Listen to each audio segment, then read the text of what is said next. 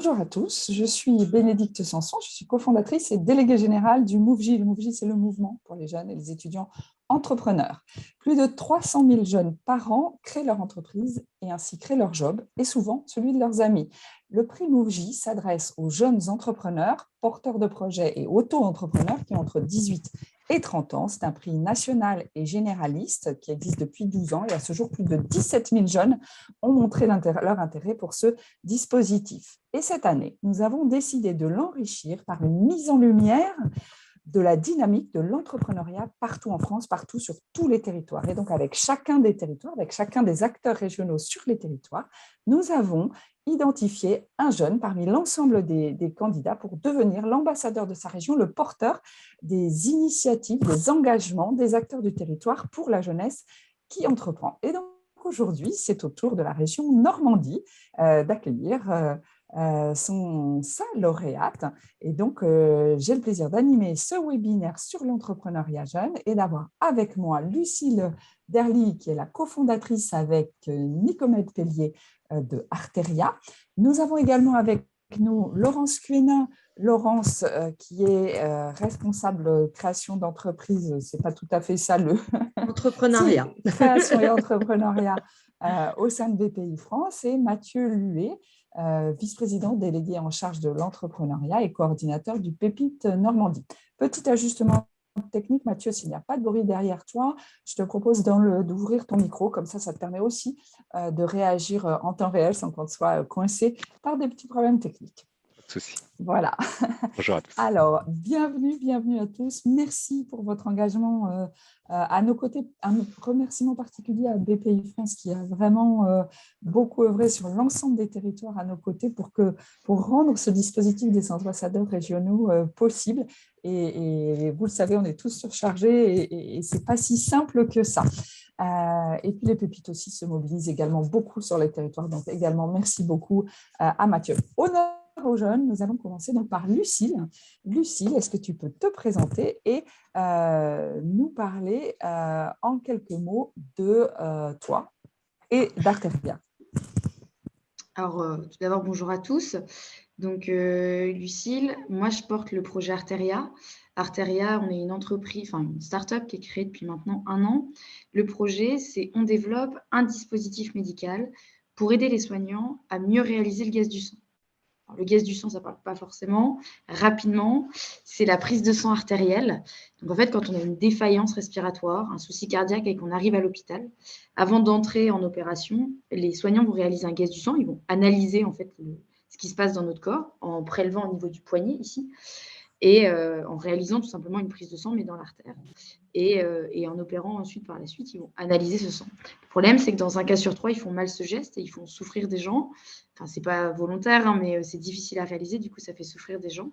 Et comme c'est difficile à réaliser, nous, on propose une solution qui ressemble tout simplement à ce type de dispositif qu'on va mettre sur le poignet et qui va permettre de mettre en évidence l'artère pour que le soignant arrive à mieux réaliser sa ponction.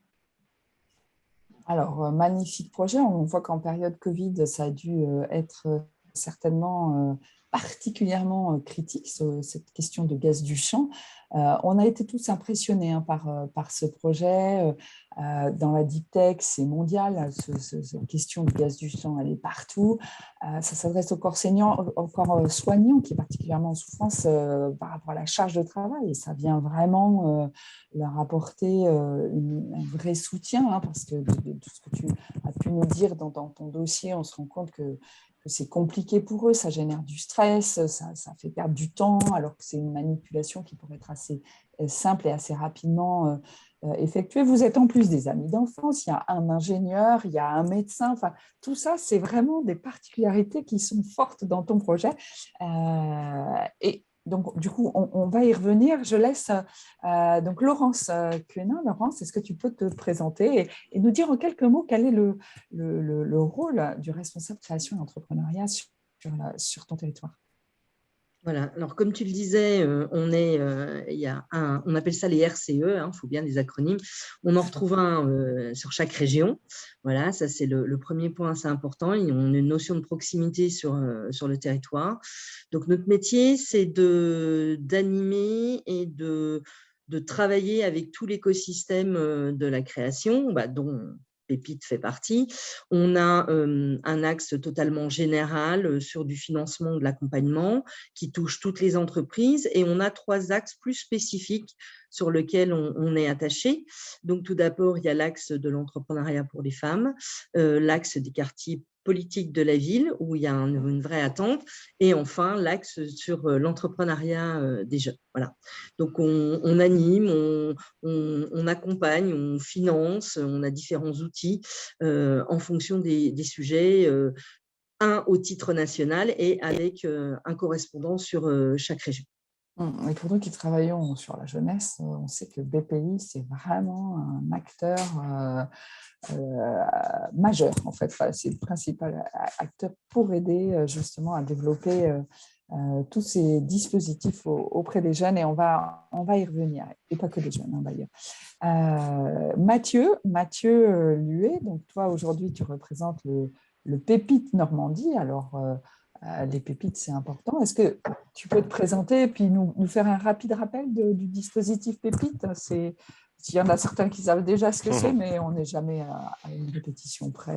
Donc effectivement, merci Bénédicte. Pépite, alors c'est un dispositif national qui vise à promouvoir l'entrepreneuriat des jeunes. Quand on dit des jeunes, ce sont des étudiants. En fait, c'est un dispositif qui accompagne tout étudiant dans une formation pour pouvoir avancer sur un projet, quel qu'il soit, d'ailleurs un projet de création d'entreprise ou quelque part un projet qui leur tient à cœur pour développer l'esprit d'entreprendre. Donc les pépites ont maintenant 7 ans d'ancienneté, elles sont sorties en 2014. À ce jour, on a sur 33 pépites, dont Pépite Normandie, qui au passage, avant, couvrait un territoire un peu plus vaste à l'époque du lancement, puisque nous étions avec une partie de l'Île-de-France et Cergy-Pontoise sur un Pépite Vallée de Seine. Donc là, pour des questions de régionalisation, mais aussi d'efficacité au plus proche des territoires et en lien avec les partenaires BPI en première ligne avec la région Normandie, l'enjeu, c'était bien évidemment de sourcer des jeunes qui ont envie de porter un projet qui seront socialement impactants pour le territoire. Donc ça, c'est un point important. Donc sur Pépite Normandie, on est environ à 200 étudiants qui sont accompagnés chaque année et à qui on propose des ateliers de formation, de l'accompagnement, du réseautage, j'allais dire au même titre que tous les partenaires avec qui on travaille. Et donc, je salue encore une fois le travail de Laurence Crénin qui nous réunit régulièrement, nous, tous les partenaires. Je peux citer les Anthropes comme étant un des partenaires aussi très importants pour pouvoir initier des beaux projets chez les jeunes. On est plutôt sur une phase amont, une phase qu'on appelle d'idéation. Je suis étudiant, j'ai une idée, je ne sais pas comment faire. Eh bien, on les accompagne. Après, évidemment, il y a toutes les phases aval. Lucille pourra témoigner. On est sur un incubateur technologique et on peut avoir des incubateurs plutôt ESS. Tout ça. Donc, nous, on est là dans le chaînon, la chaîne de démarrage. Un point qui me semble important également à souligner, c'est au-delà du Pépite qui vise à soutenir des étudiants qui veulent entreprendre, on a un rôle de développer, de diffuser l'esprit d'entreprendre. Et donc, tu as évoqué les 300 000 jeunes qui créent sur l'année. On a qui ne savent pas ce qu'ils veulent créer, mais on doit les accompagner. Et là, on a un autre dispositif qu'on accompagne qui s'appelle le Disrupt Campus et qui vise à mettre des étudiants sur des problématiques d'entreprise rencontrées par les entreprises qui ne savent pas comment faire ou qui ont des idées. Et les étudiants au travail sont des sources de créativité pour apporter des solutions innovantes technologiquement et socialement innovantes, souvent avec des questions de transformation numérique. Voilà, c'est un premier point. Ouais, vraiment intéressant parce qu'effectivement, ça montre qu'il y a différentes façons d'entreprendre et c'est très important de rapprocher en fait le monde des entreprises installées avec le monde des entreprises qui démarrent. Et donc, je finirai en faisant la transition pour dire que Pépite anime également un prix annuel, le prix Pépite, qui s'appelait prix Tremplin autrefois et qui s'appelle prix Pépite désormais. Donc, tout étudiant des Pépites peut y contribuer. Et bien, cette année, on est vraiment très fiers d'avoir un lauréat national. Et en l'occurrence, Arteria, qui a gagné le prix Vlougy, vous voyez, a aussi gagné et représente la Normandie sur le prix Pépite, les meilleurs projets. Alors, plutôt une innovation, on l'a dit, l'entrepreneuriat, ce n'est pas que l'innovation, mais là, en tout cas, sur l'innovation, on est très fiers. Donc, je te donne tout de suite la parole. Donc, bravo. Très beau projet multiprimé. Alors, justement, comment on fait, Lucille, pour partir du point de départ on est encore étudiant, on cherche un peu sur sa vie professionnelle future, je suis multiprimé. J'ai un projet qui tient plus que la route, qui va résoudre une problématique mondiale. Comment on fait? Est-ce que on peut rentrer un petit peu peut-être dans ton intimité? Tu peux nous faire quelques confidences pour nous dire comment ça s'est passé pour toi, ce chemin, mais pour toi personnellement et avec ton associé? Ouais. Alors, je pense qu'on a une genèse qui est originale. Enfin, c'est peut-être pas comme ça que démarrent tous les projets de base. C'est ce qui fait la singularité un peu d'Arteria. En fait, donc on est deux. C'est vrai qu'on m'a demandé de parler de moi, mais sur le projet, on est deux cofondateurs, donc mon associé qui est étudiant en médecine. Et durant ses études de médecine, Nicodème, il a constaté qu'il avait un problème avec les gaz du sang, qu'il n'arrivait pas à les faire. Et sur un coup de tête, puisqu'on a mis d'enfance, le soir, on en parlait tous les deux. Et il me disait, mais moi, je suis d'une formation issue d'ingénieur. Il m'a dit, mais toi, avec un regard d'ingénieur, franchement, tu pourrais nous inventer un truc là, qui nous aide, nous, les soignants. Et ce n'était pas mon projet parce que moi, je ne me voyais pas en capacité de créer quelque chose. Enfin, il faut arriver à se projeter et ce n'est pas toujours évident de se dire OK, je veux bien créer, mais ça se passe comment? Et donc, de fait, je bottais un peu en touche à chaque fois en disant oui, oui, OK, mais avec des si, on mettrait Paris en bouteille. Enfin, voilà, il y a plein de possibilités. Et ce qui s'est passé, c'est que j'étais en alternance chez Sanofi à ce moment-là, parce que j'ai fait un master marketing après. Et dans l'ascenseur de Sanofi, il y avait une proposition de participer à un concours. Un concours pour aider les jeunes, les apprentis, à se lancer, à découvrir l'entrepreneuriat et à créer leur société. Donc, en fait, ça tombait pile poil, je dirais, on a eu un gros coup de peau. Et j'ai proposé à Nicodème, je lui ai dit, écoute, Sanofi propose ça s'appelle le concours AlternUp. On n'a qu'à participer, on verra où ça nous mène. Et puis, de cette idée, on verra ce qu'on en fait. Et il s'avère que ce concours, on l'a réussi. C'était un concours qui nous permettait de découvrir l'entrepreneuriat. Donc, on a vraiment été accompagnés. Je suis arrivée à la fin de mes études. Ça nous a confortés dans notre idée de nous lancer. On avait un peu d'argent, parce qu'il y avait un prix à la clé. On avait un peu de réseau. Et du coup, on s'est dit, OK, pourquoi pas? Voilà. En fait, vraiment, c'est parti de ce constat. Alors après, le pourquoi pas, on fait quoi? C'est ça la question que j'ai envie de te poser. Alors, première moralité, ne jamais oublier les ascenseurs dans son plan de com. Ça a l'air de rien, mais c'est efficace. On parle beaucoup de scrapbooking, je ne sais pas quoi, là, avec les jeunes. L'ascenseur, ça en fait partie. Et justement, voilà, moi, j'entends aussi beaucoup de jeunes et de jeunes femmes particulièrement. Je sais que Laurence est sensible à ce sujet-là. Donc, beaucoup de jeunes femmes disent « Ah ouais, mais moi, lever des fonds, m'endetter, l'argent, tout ça, j'ai peur et je ne veux pas y aller. » Donc, comment on fait? Parce que quand on est une deep tech, quand on invente un process comme ça, on a besoin d'argent, on a besoin de ressources humaines. Donc, il faut payer ces ressources humaines. Comment, voilà, c'est quoi? T'en es où là maintenant et tu as besoin de quoi? Eh bien, alors ça s'est fait au fur et à mesure. Hein. Et en fait, je pense que comme je n'avais pas connaissance de ce qui m'attendait, parce que j'ai jamais fait d'études sur l'entrepreneuriat, j'y suis peut-être allée avec un regard innocent et naïf qui m'a permis de ne pas avoir peur. Donc, je me suis dit, OK, on se lance. J'ai commencé à me renseigner sur ce qui existait pour se lancer, comment on fait. Alors, un PowerPoint au départ pour parler, à qui on va chercher, à qui on discute. Et puis, comme nous, on a eu notre genèse, elle naît d'un concours, on a été chercher d'autres concours rapidement. Parce qu'en plus, on sort d'études, on n'a pas d'argent. Enfin, il n'y avait rien. Donc, les concours permettaient d'avoir une notoriété, un peu de réseau et de l'argent. Nous, ça nous plaisait bien. Donc, on a eu cette dynamique-là. Tout le monde ne le fait pas parce que c'est chronophage. Mais nous, ça a été un peu notre ligne directive au départ. Et par la suite, on s'est rapproché des écosystèmes qui existent en fait pour aider les jeunes. Et on a cherché à se faire accompagner. Donc, c'est à ce moment-là qu'on a regardé pour postuler au prix MoveJ, par exemple. Et ça faisait partie de notre dynamique. C'est la deuxième fois que vous postulez au prix. Ouais. Donc, la première fois avec le prix où il n'y avait pas de création, la deuxième fois avec le prix où il y avait une création de société. Donc, ça suit un peu notre évolution de projet. On s'est renseigné sur ce qui existait. Donc, là, on a découvert le prix Pépite, enfin, l'encadrement Pépite avant même son prix. Donc, c'est là où on a commencé à se dire que c'était intéressant. Et ce qu'on s'est rendu compte, parce que nous, on vient de Normandie, c'est que dans l'écosystème normand, il y avait un incubateur qui s'appelle Normandie Incubation, qui était spécialisé sur les problématiques de recherche. Et donc là, pour nous, c'était pertinent de s'intéresser à Normandie Incubation. Et Normandie Incubation est venue surtout dans le cadre, en fait, c'est lié aussi à BPI, parce qu'en fait, BPI propose un concours qui s'appelle le concours e-Lab pour les projets Deep Tech avec une forte recherche.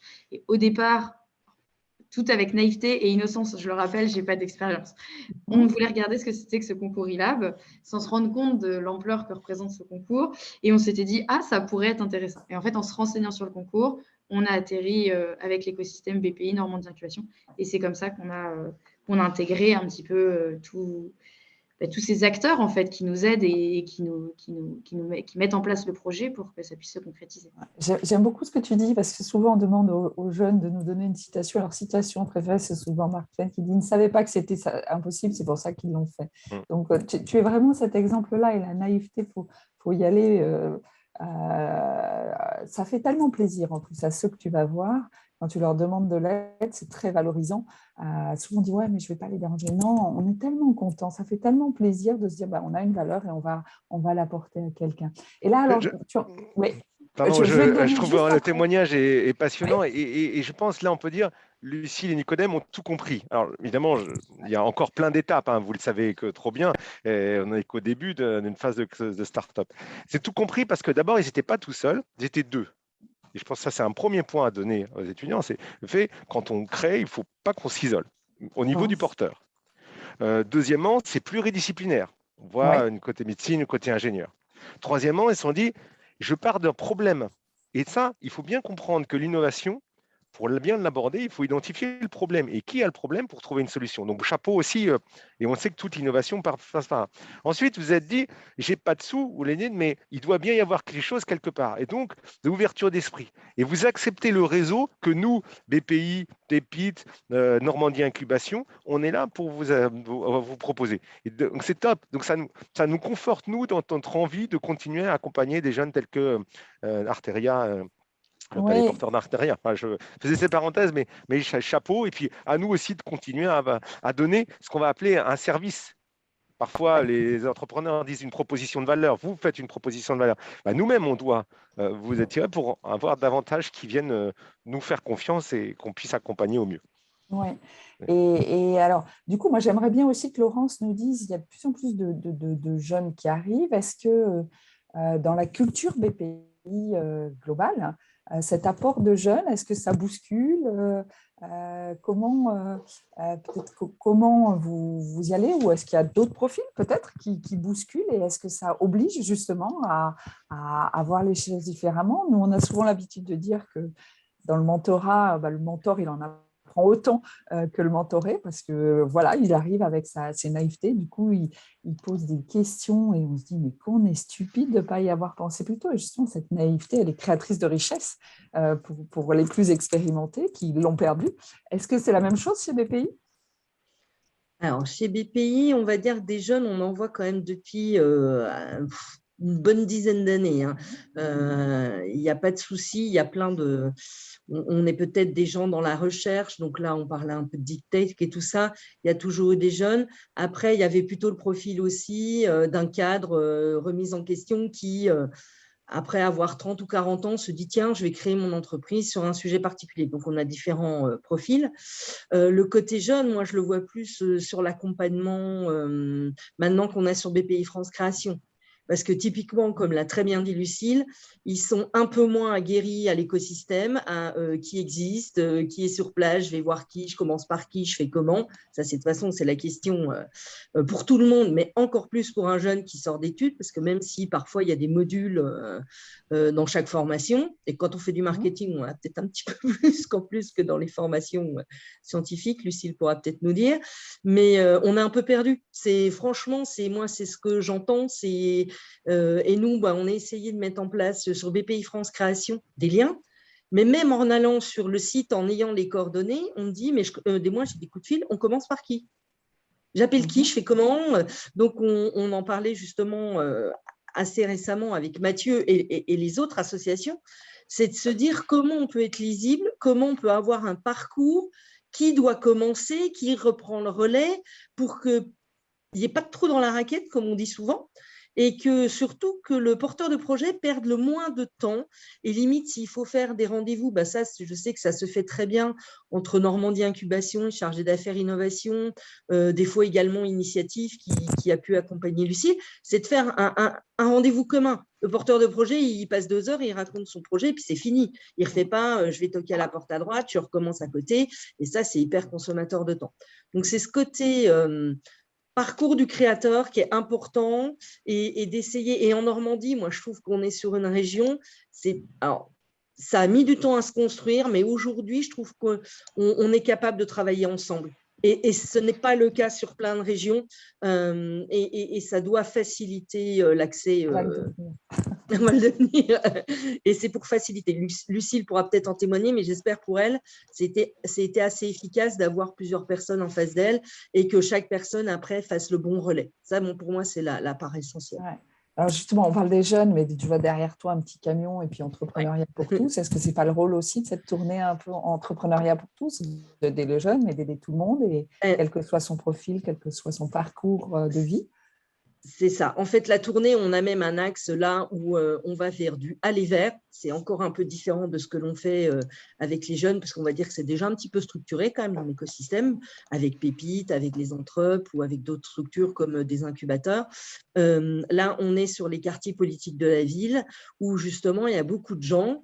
Et je dis que ça va encore plus loin. Ils osent encore moins venir voir BPI France, une association. Ils restent chez eux, mais il y a plein de super idées, plein de pépites aussi, excuse-moi Mathieu, mais qu'il faut faire se révéler.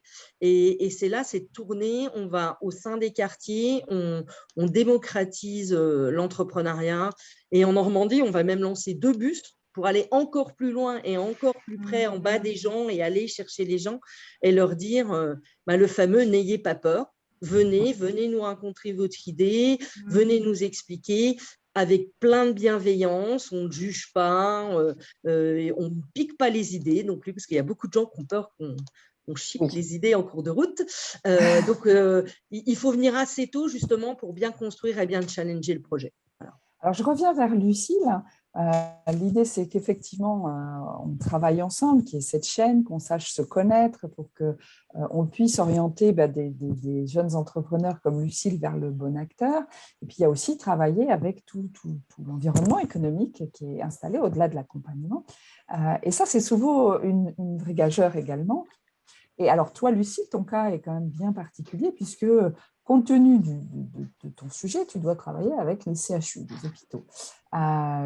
Est-ce que tu peux nous raconter comment ça se passe d'aller voir un hôpital? Alors, peut-être que tu avais Nicomède qui faisait un peu cheval de Troie, hein, mais comment ça se passe, effectivement, de convaincre une machine comme un hôpital, parce que tout ce qu'on a entendu depuis 1 an et demi nous fait penser que ce n'est pas si simple.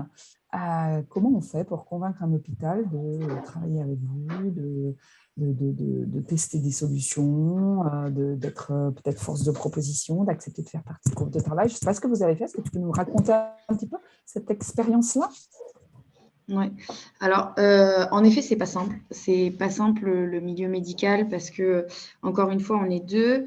Nicodème est présent sur le projet, mais pas toujours disponible en fait pour rencontrer directement les gens parce qu'il finit ses études de chirurgie et qu'il a déjà ses semaines qui sont très très chargées. Donc du fait, c'est moi qui vais aller rencontrer et je suis pas l'interlocutrice médicale directe. Donc, de prime abord, ce n'est pas évident de rassurer et d'avoir la confiance de l'interlocuteur qui est en face. Ça, c'est une première chose. L'avantage qu'il y a, c'est que, encore une fois, nous, on est basé à Caen. Du côté de Caen, il y a, avec le CHU de Caen et Normandie Incubation, il y a vraiment un lien qui est fait et il y a un responsable sur le pôle innovation. Donc, on a un interlocuteur qui pense start-up, donc qui connaît très bien les enjeux, puisqu'en fait, nous, on est sur des délais où on veut aller toujours vite, où on n'imagine pas forcément comment ça se passe dans un mastodonte comme le CHU. On peut changer d'avis très rapidement par rapport à ce qu'on s'était engagé. Et ça rassure. Enfin, quand on va voir l'hôpital en lui-même, ce n'est pas des choses qui rassurent. Le chargé d'innovation est vraiment l'interlocuteur avec le CHU et permet, je pense, d'avoir le discours approprié pour rassurer de l'autre côté. Et ça a été une introduction qu'il y a eu grâce à l'écosystème qu'il y a entrepreneurial de la région. Et après, ça fait un effet boule de neige, c'est-à-dire que si on a eu un intérêt de la part du CHU de Caen, Le CHU de Rouen nous a également sollicité, parce qu'il y a eu une introduction de la même façon grâce à l'incubateur. Et là, on est en discussion avec un autre CHU qui est celui du Cotentin, de la même façon, en fait, parce que l'écosystème entrepreneurial est bien mis en place. Et après, pour discuter proprement parler avec eux, c'est un lien qu'il y a avec des réunions, je dirais, tous les 2-3 mois pour voir l'évolution du projet. Nous, notre produit n'étant pas encore totalement fini, on n'a pas démarré avec eux l'accompagnement des études cliniques, ça sera dans une étape secondaire. Mais à l'heure actuelle, on avance et on a la chance d'avoir quelqu'un qui est dédié à l'innovation et donc qui est disponible pour nous écouter nos changements d'idées et écouter aussi nos besoins là, on part sur, on aimerait ajouter ces gadgets, on aimerait ajouter un laser plus de cette façon. Est-ce que tu as de disponible dans le CHU 2 ou 3 soignants qui veulent bien regarder notre produit et nous dire si oui ou non, on ne fait pas une bêtise. Et on a de la chance d'avoir cet interlocuteur innovation qui est dédié à ça. De ce que tu nous dis, Lucille, finalement, c'est simple et ça boucle avec ce qu'on vient de se dire, c'est s'appuyer sur un écosystème, poser les questions, avancer, simplement oser dire et puis finalement on se rend compte qu'on avance. Alors Laurence et Mathieu, vous avez participé à l'élection de Lucille Derly, cofondatrice d'Arteria, pour être l'ambassadrice de la région Normandie. Peut-être que vous avez aussi chacun de vous une question à poser, quelque chose que vous aimeriez vraiment savoir sur le site et sur Arteria. Qui commence? Laurence? Laurence commence. Moi, en fait, ce que je voudrais savoir, même si comme ça paraît super beau, hein, c'est magnifique, on a tout réussi, c'est qu'est-ce qui lui a manqué, qu'est-ce qu'on pourrait faire de mieux, et aujourd'hui, qu'est-ce qu'il te faut? Voilà, c'est les deux. Moi, c'est tes attentes, tes besoins. Même si on progresse tous ensemble, qu'est-ce qui aurait été mieux sur les derniers mois ou les dernières années? Et aujourd'hui, où tu en es, quelles sont tes attentes aussi? Alors, du coup, ce qui m'a manqué, c'est peut-être, en fait, c'est moi qui ai trouvé par moi-même avec le e-lab, le concours, et qui suis tombée sur Normandie Incubation. C'était pas si évident que ça Enfin, c'est pas inné, en fait, on le sait pas. D'accord. Si on cherche pas de nous-mêmes, on n'a pas cette visibilité. Quand j'en parle aux autres, personne ne connaît ces écosystèmes. C'est dommage. Okay. Parce qu'en fait, une fois qu'on les connaît, il y a quand même un accompagnement et il y a un écosystème. Il faut, pour moi, qu'il soit mis bien plus en avant. Alors, il y a plein d'efforts qui sont faits, ça c'est sûr. Faudrait encore le rendre plus accessible, même pour les néophytes, en fait. Parce que quand on est dans le milieu entrepreneuriat, on connaît BPI, on sait que Pépite, c'est pour les jeunes et tout ça. Mais il faudrait vraiment qu'il y ait quelque chose pour ceux qui ne sont pas du tout de l'écosystème entrepreneuriat et qu'ils aient ça dans leur tête et qu'ils disent, le jour où j'ai l'idée, je sais qu'il y a l'accompagnement derrière. Donc, tu penses que c'est au niveau des écoles, à la sortie de l'école, c'est même dans l'école, quand vous êtes en cours, ou c'est trop tôt? En fait, ça peut être dans la rue. Enfin, moi, je vois vos affiches maintenant. J'y prête attention. Il y a des affiches publicitaires qui tournent et tout ça. Et j'y suis plus sensible parce que je suis concernée. Mais et je pense qu'avec le bus qui est mis en place et votre politique d'aller toucher plus de gens, c'est bien. Mais peut-être les jeunes, notamment peut-être aux études, ou qu'il y ait je sais pas, des conférences ou des choses qui soient mises en place pour donner accès, expliquer un peu et se rendre plus proche. Voilà pour le coup. Très bien. Et ce que j'ai besoin maintenant, actuellement, c'est de l'argent, parce que ça coûte cher de développer. On est en pleine levée de fonds, on devrait clôturer pour décembre. Ça avance bien, mais il y en aura d'autres des levées de fonds. Et celle-là, s'il y a toujours des personnes qui sont intéressées, on est preneur. Donc, c'est de l'argent. Et par la suite, ça va être des locaux. Parce que Normandie Incubation, pour le moment, on est hébergé. Et par la suite, ça va être trouver le bon choix pour créer avoir une entité Arteria avec des locaux. Le temps file à toute allure. Je vais demander à Mathieu une question.